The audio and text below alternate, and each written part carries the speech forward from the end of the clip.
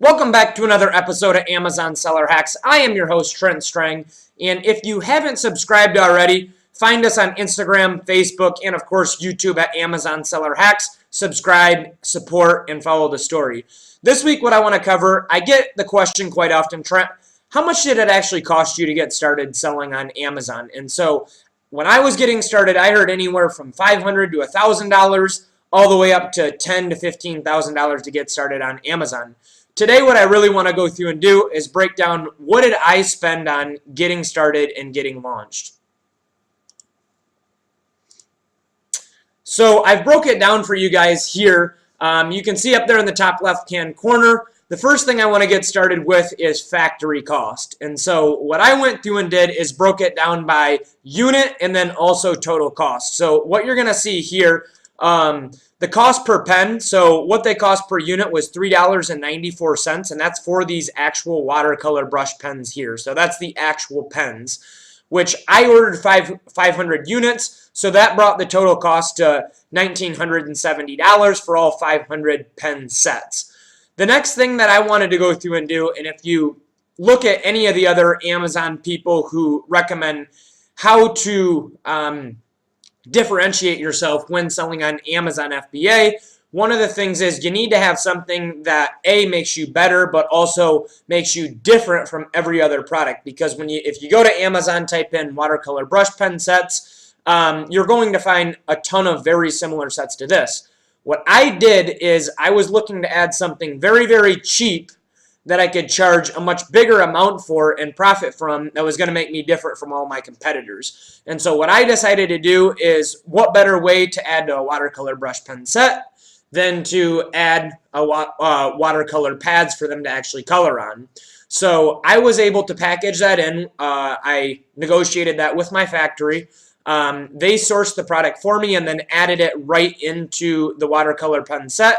I paid 70 cents per water pad set for a total of $350. Again, I ordered 500 of them.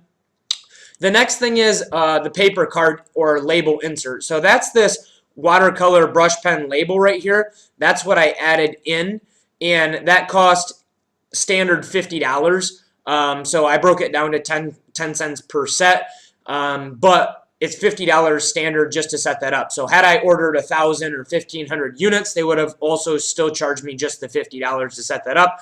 The last thing that I wanted to insert, I follow quite a few people who are successful on Amazon, selling, having their product fulfilled by Amazon. And so what they said to do was, reviews obviously are very crucial to winning the buy box. What I went through and did is added a little thank you or review insert to show my customers how to leave a review, but also that if they're satisfied with the product or even if they're unsatisfied with the product, to please leave us a review because that helps with the algorithm. Again, that was $50 just to set up the little paper pad inserts. And so what I went through and did is broke it down to 10 cents per set.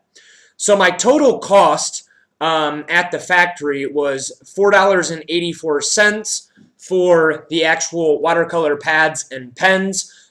And again, that includes the label and everything else. But then you also have to incorporate shipping. So the way that I decided to ship these was by sea.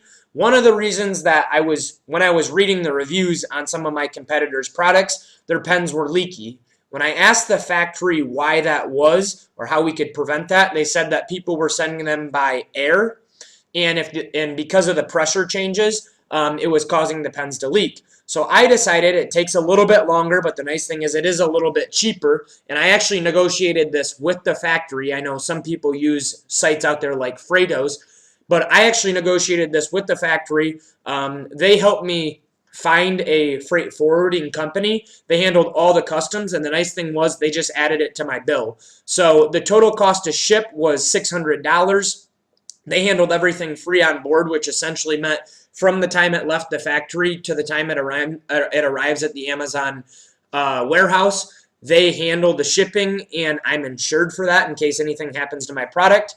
For that, they charge me $600. It takes usually about 30 to 35 days to ship this way, as opposed to air is anywhere from a week to 2 weeks. So that broke down to about $1.20 per unit.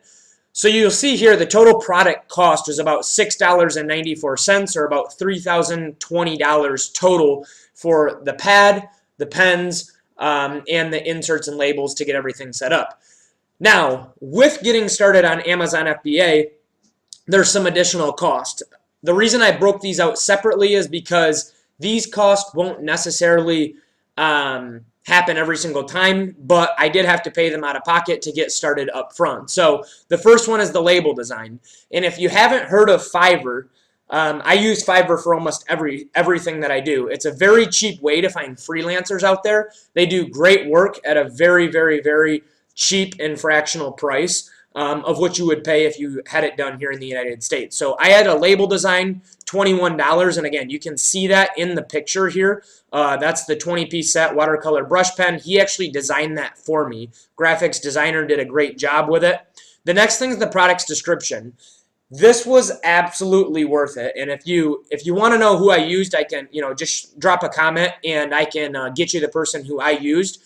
She sent me 4 different documents on keyword research, how to add spaces so that it looked professional on my listing. She did all the back-end research and only charged me $130. Guys, this was worth every single penny. Had I had to go out there and do this for myself, you're talking I probably would have spent somewhere in the realm of 40 hours doing this. And because she does it full time, I'll guarantee that her keyword research, descriptions, spacing, all that sort of stuff is going to be 10 times better than what I would have been able to produce. Spend the money. That's the one thing that I've done with this product. Don't be cheap up front, because you can do so many of these things using freelancers at a fraction of the cost. The next thing, obviously, you've got to get samples when looking at what you want to sell from your different factories. So I collected 2 samples at about $98, so it broke down. They're about $50 a piece. I got a discount on one of them.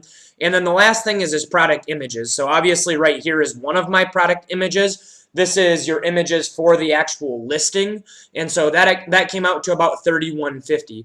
Again, that can be as cheap or as expensive as you want to spend. I sourced mine out using Fiverr to a professional photographer who happened to be in Pakistan. Had I done that same photography job in one of the groups I'm involved in on Facebook, I've seen people who've paid all the way up to $1,500. And obviously, if you've ever bought on Amazon, the imaging is absolutely crucial to your product selling. So again, I did it pretty cheap. I got 10 images, and I just went back and forth until the guy got my images the way that I liked them.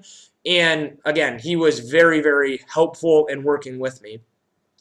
The last thing that I wanted to add in there is the Jungle Scout app. So I haven't touched on this yet, but I want to get into it in later episodes. But the web extension through Jungle Scout, that helps me really see how much or how many sales of a certain product on Amazon are selling per month.